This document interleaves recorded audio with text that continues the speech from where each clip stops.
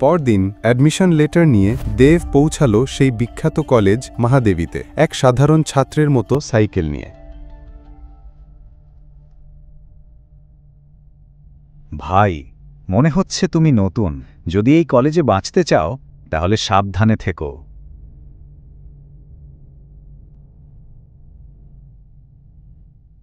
আমার কথা শোনো আর এখান থেকে ফিরে যাও। এই কলেজ গরিব ছেলেদের জন্য নয়।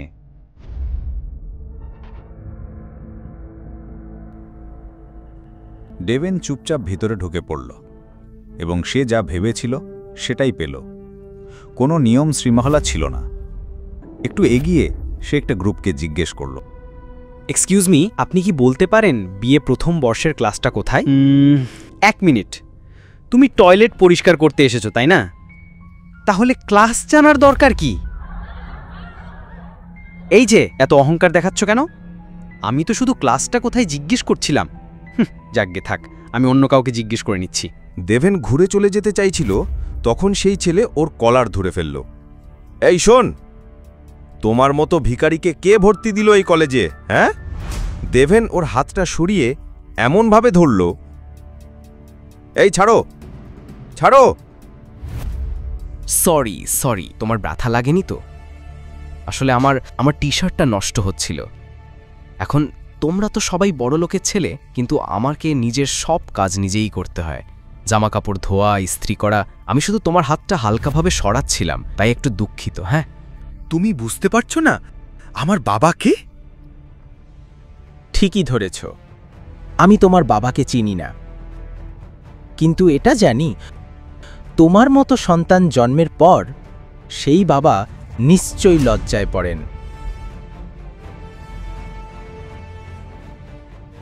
বাইরে যেমন দেখাচ্ছিল, ভেতরে দেব যে ক্লাসটা জিজ্ঞেস করছিল তেমন কিছুই ছিল না। অর্ধেকের বেশি বেঞ্চ খালি, আর যারা ছিল তারা যেন বাগানে বসে আছে এমন ভঙ্গিতে।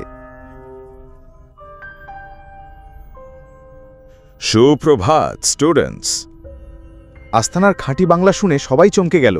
তিনি খাঁটি বাংলাতে কথা বলতে খুব পছন্দ করতেন। তোমরা ভাবছ নিশ্চয়ই আমি এখানে কেন এসেছি, তাই তো? আমি তোমাদের একজন বিশেষ ছাত্রের কথা বলতে এসেছি। আমি তাকে তোমাদের সঙ্গেই পরিচয় করিয়ে দিতে চাই। হ্যাঁ, ছেলে ডেভেন। এসো বেটা, এসো এসো ডেভেন। কে ওর সঙ্গে নিজের জায়গা ভাগ করে নিতে চাও স্টুডেন্ট ডেভেনের সঙ্গে?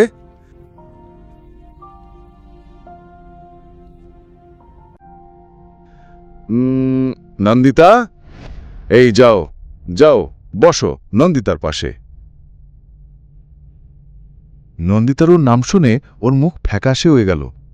শিখতে থাকো ছাত্রছাত্রীরা। সুপ্রভাত মিস শেখাওয়াত। 1 মিনিট, প্রিন্সিপাল আস্থানা তো শুধু আমার নাম বলেছিলেন, তুমি আমার পদবি কি করে জানলে? দেব আর নন্দিতা কি বন্ধু হবে? পুরো গল্প জানতে এখনই পকেট এফএম অ্যাপ ডাউনলোড করুন। লিঙ্কটি ডেসক্রিপশনে রয়েছে।